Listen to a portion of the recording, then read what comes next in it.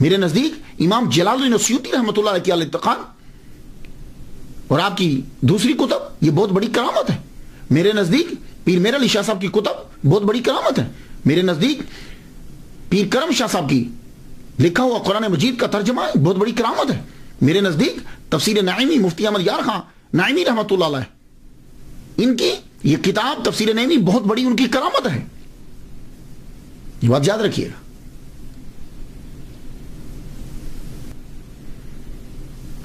تو علامہ جلال الدین السیوطی رحمۃ اللہ علیہ کو ایک اور ٹائٹل ملتا ہے حافظ. یہ جو حافظ کا ٹائٹل ہے یہ بھی آپ کو ملا. حافظ کیسے کہتے ہیں؟ حافظ 3 کے لیے استعمال کیا جاتا ہے. دھیان سے سن لیجیے. حافظ کہتے ہیں عام طور پر جو قرآن مجید یاد کرے ہم اس کو حافظ کہتے ہیں. وہ بچہ حافظ ہوتا ہے. ایک حافظ وہ ہوتا ہے نبینا کو بھی حافظ بولتے ہیں. وہ جی حافظ جی آ گئے ہیں، حافظ جی آ گئے ہیں. اس کو حافظ کیوں بولتے ہیں؟ وجہ یہ ہے کہ جس کی آنکھیں کمزور ہوتی ہیں یا نہیں ہوتی اس کی یادداشت کی پاور بڑی ہوتی، قوت یادداشت بڑی ہوتی. آپ نے نبیناؤں کو دیکھا ہے بڑی جلدی یاد کر لیتے. تو اس کو بھی شاید حافظ جی اس لیے کہہ دیتے ہیں کہ وہ یاد بڑی جلدی کرتا ہے. اور یا یہ وجہ ہوگی کہ جتنے پرانے دور میں نبینا ہوتے تھے وہ زیادہ تر حافظ قرآن ہوتے تھے.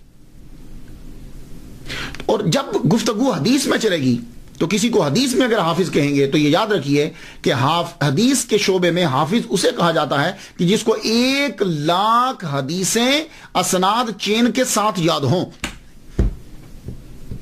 حافظ الحدیث جس کو 1,00,000 حدیثیں 100,000 حدیث ود چینز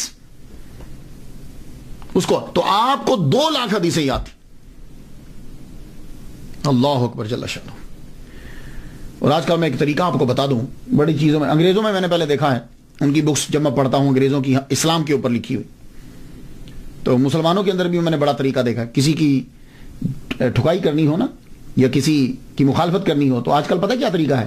پہلے ہاں بڑا اچھا آدمی ہے، بڑی اچھی تقریر کرتا ہے، بڑا اچھا لکھتا ہے، وہ اس کی فلاں خوبی بھی ہے، کسی کی بات نہیں کرتا، آخر میں وہ برائی بیان کر دیں گے. یہ سلسلہ چلے گا نہیں. خوبیاں بیان کرتے ہوئے آخر میں برائی بیان کر دیں گے. یہ طریقہ کار انگریزوں کا ہے، منافقوں کا. اور یہ آج کے مسلمانوں نے بھی اپنایا ہوا ہے. آپ دیکھ لیجئے ماشاءاللہ بہت اچھی تقریر کرتے ہیں آپ، لیکن یہ ہے وہ جب لیکن کہے گا نا تو اب وہ کوئی کام کرے گا. تو یہ ایک طریقہ ہوتا ہے. اسی طرح